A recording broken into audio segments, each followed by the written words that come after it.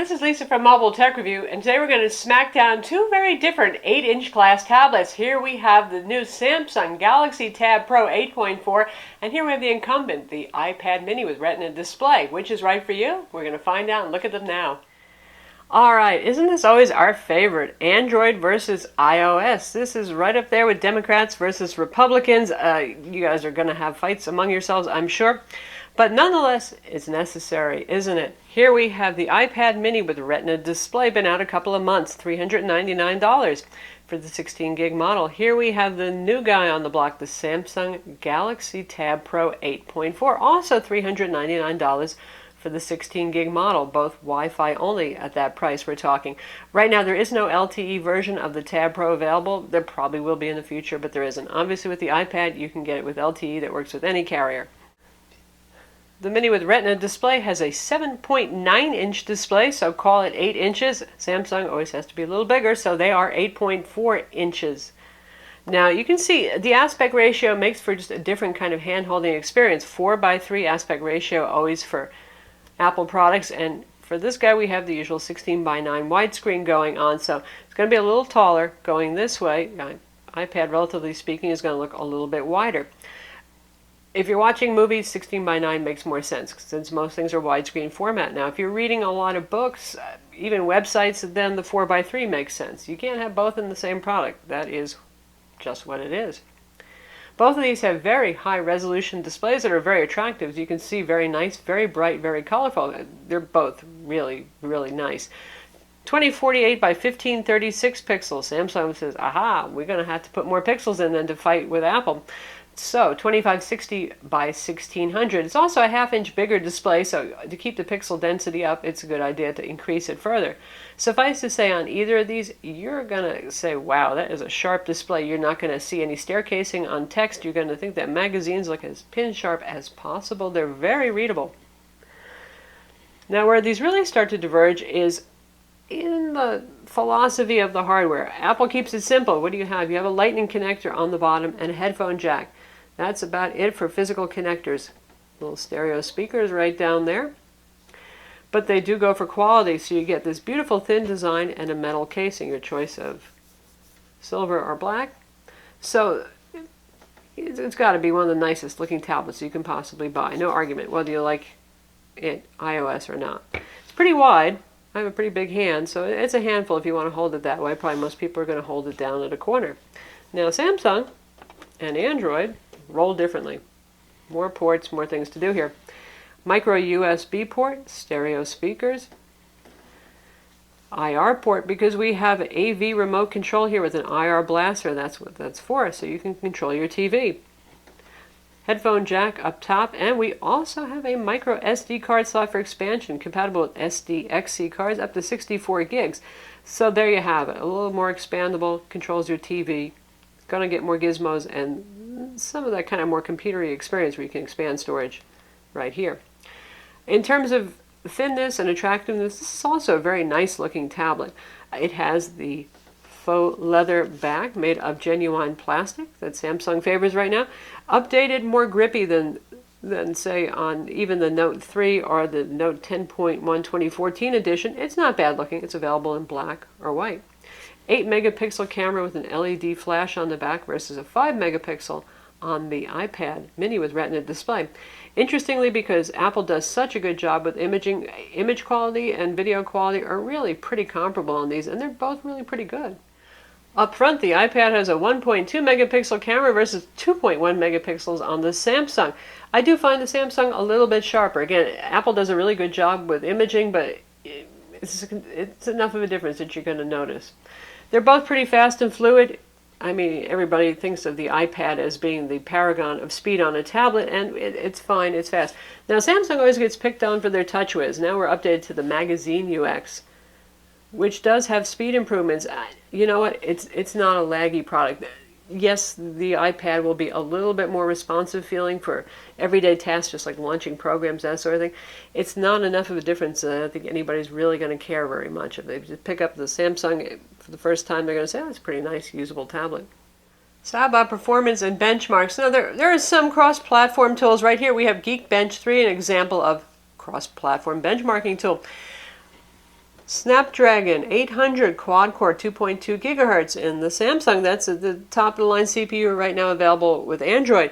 For the iPad mini with Retina display, we have Apple's A7 dual-core CPU, also extremely fast. And again, what really counts here is the operating systems have different requirements, different optimizations, so everything isn't about clock speed here. The Retina is clocked at 1.3 gigahertz. So look at the score though. For the single core score, 1394 versus 908. Now, it also depends on whether your application is multi-core aware as to how well you'll do in terms of speed improvement with a quad core versus a dual core. But obviously in the case with the Samsung, when there is a quad core aware that makes use of all 4 cores, we get a little higher there than the iPad mini with Retina display, 2807 versus 2526. Not a huge divide there though, so what's the moral of this story? You're looking at equally powerful tablets. 2 gigs of RAM on the Samsung Galaxy Tab Pro 8.4, 1 gig on the iPad mini with Retina display, but operating systems require different amounts of memory. It's not just really an even call there in terms of memory consumption. And yes, 64-bit CPU inside. Does that matter right now? Not so much until we have a whole lot more 64-bit applications. How about SunSpider JavaScript test? As you can see here, the Samsung actually did a little bit better. Lower numbers are better here. 396 versus 445 on the iPad mini with Retina display. Now both of those are stellar numbers for mobile tablet products right there. But while we've got these up, notice the difference in the color here. The iPad mini with Retina display has more accurate color calibration. So you can see that Samsung, we're using the default where it uses auto adaptive color to make things look as good as possible. It's doing actually a little extra color saturation there. Some of you may like the extra color saturation. You can also just switch it to so-called normal mode, so it's not going to look as vibrant, but there it is, just a noticeable difference in the colors. Now you power users, this is where you're going to favor Android, a lot of you. I think you know how iOS is.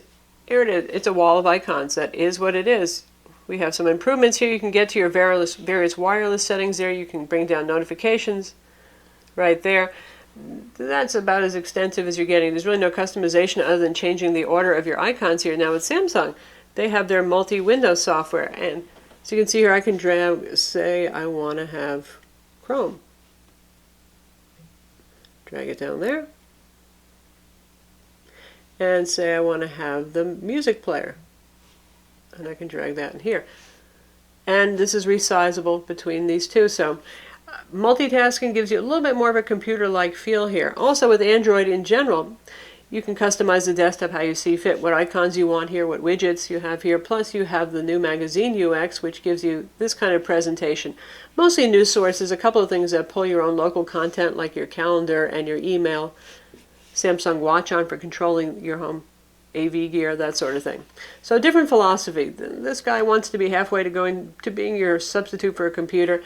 This is about simplicity, ease of use. As to which is better for you, only you know. Now both of these come with a pretty capable Office suite. In the case of Apple, it's their iWork suite. So we've got Pages up here, the word processor, and you can see good presentation, supports things like tables, and we have the ability to do some formatting up here.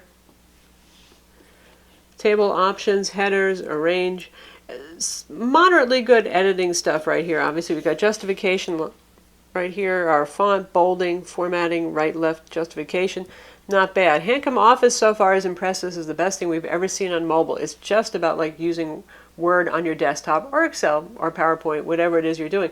So you can see that you have the standard menu up here like you would on a PC, but this is touch aware, so you don't have drop-down menus that are annoying. It switches the ribbons here, so just about everything you can do in Office.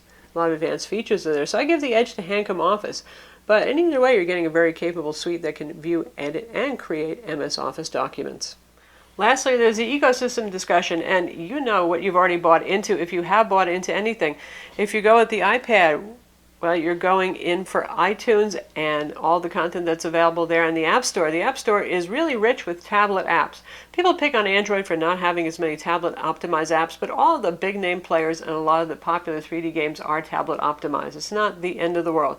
But sometimes, yes, you're going to run into an app that was meant for a phone, and the UI is not going to look as pleasing. So there is that to consider. But still, if you have a lot of iTunes content, whether it's music or TV shows, any of that kind of stuff, if you're already using iCloud, then the iPad mini with Retina Display is going to make a lot of sense for you. Now, on the Samsung Galaxy Tab Pro 8.4, besides Samsung's own media hub where they try to sell you stuff, there's the whole Google ecosystem, which a lot of people have also bought into. Google Play Books, Google Play Magazines, Google Play Music, you name it, they're selling it. Of course, the applications too, the movies. Also a very rich ecosystem in terms of multimedia content. Books also they have too, and both of these come with a book reader where you can sideload your own EPUBs. Both of these are compatible with Nook and Kindle, so if you're a fan of either of those, you're just as good to go. So how about battery life? Both of these have lithium-ion polymer batteries that are sealed inside, so that means you ain't going to be replacing them yourself most likely, especially not the iPad. Boy, is that hard to tear apart.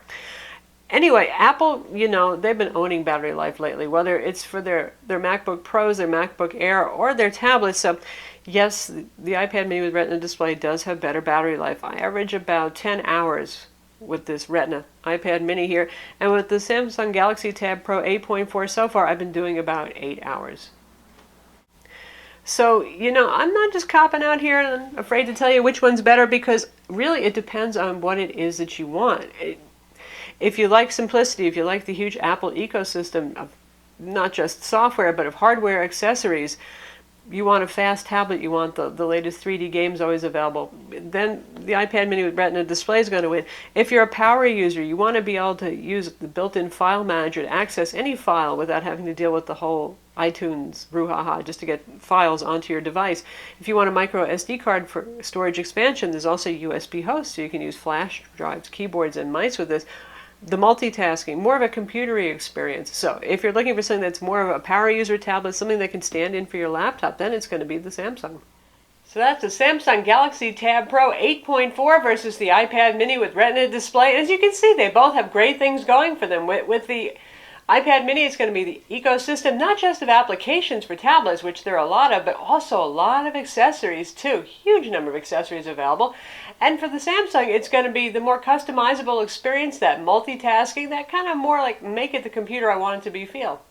I'm Lisa from Mobile Tech Review. Be sure to visit our website for full reviews of both of these, watch our video reviews, and subscribe to our YouTube channel.